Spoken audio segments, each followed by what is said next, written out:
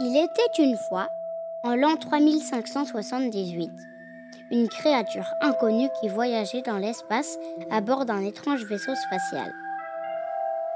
Cela faisait si longtemps qu'elle voyageait qu'elle en avait même oublié qui elle était et où elle allait. Bref, elle était totalement perdue. Un matin, tout le vaisseau trembla et fut soudain aspiré dans un terrible trou noir. Après quelques heures, la créature sortit la tête au dehors et aperçut au loin une petite lumière blanche. Elle s'approcha et découvrit avec horreur que c'était la lanterne d'une affreuse et sale sorcière. « Je vais te manger !» hurla la sorcière. La créature eut si peur qu'elle s'enfonça encore plus profondément dans le noir. Elle entendit au loin la sorcière crier « Reviens !» quand elle traversa au fond du trou noir un curieux portail. La créature atterrit alors au milieu d'une planète faite entièrement de sucreries, de confiseries, de friandises et de mille et une douceurs. Elle se jeta dehors et commença à manger des centaines et des centaines de bonbons. Soudain, elle se brisa une dent en croquant un bonbon aussi dur que de la ferraille. Aïe, tu peux pas faire un peu attention ?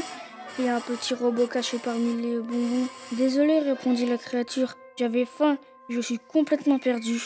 Alors le robot s'apitoya sur son sort et lui dit de se rendre sur la planète pour parler à l'oiseau le plus sage qu'il connaissait. Peut-être qu'il pourra t'aider. Après une grave erreur de pilotage, la créature s'écrasa sur la planète robot, qui était une énorme planète recouverte de tas de fer, de vis, d'écrous, de métal, de boulons et de voyants lumineux. L'oiseau était posé sur une petite montagne de robots. Il lui dit « Si tu arrives à réparer ton vaisseau, va sur ma planète.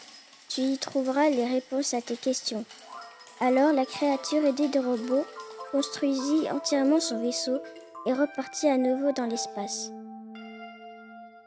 La créature arriva sur la planète des animaux.